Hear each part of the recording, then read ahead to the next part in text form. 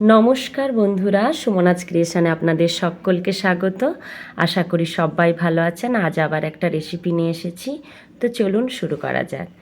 ইলিশ মাছ আনা হয়েছে। এই ইলিশ মাছটাতে ডিম হয়ে গেছে, তো আমি এটাকে সাবধানে ছাড়িয়ে ধুয়ে কেটে নেব। ইলিশ মাছটা কেটে নিয়েছি, ডিম ভর্তি হয়ে আছে। এবারে খুব সাবধানে লবণ হলুদ মাখিয়ে নেব একটা সাইড করে, নাহলে ডিমটা বেরিয়ে যেতে পারে।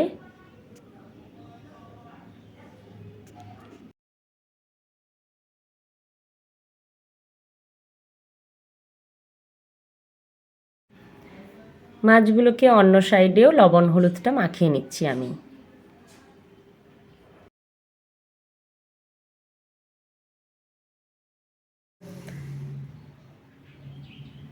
এখন আমি একটা বড় স্টিলের টিফিন বক্স নিয়ে নিয়েছি, তাতে সাদা সর্ষা বেটে নিয়েছি, অল্প পরিমাণ জল দিচ্ছি। সাদা সর্ষা কালো সর্ষা দুটোই ব্যবহার করা যায়।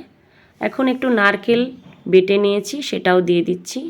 আপনারা চাইলে নারকেল দিতেও পারেন, নাও দিতে পারেন। তার সঙ্গে কাঁচা লঙ্কা 8-10টা চিড়ে দিয়েছি। অল্প পরিমাণ লবণ হলুদ দিচ্ছি, কারণ আগে থেকে মাছে লবণ হলুদ মাখানোই ছিল। এখন ওপর থেকে সর্ষের তেল দিয়ে দিচ্ছি। যারা সর্ষের তেল কম ব্যবহার করবেন তারা কম পরিমাণ দিতে পারেন, কারণ সর্ষের তেলের একটা ঝাঁঝালো ভাব থাকে।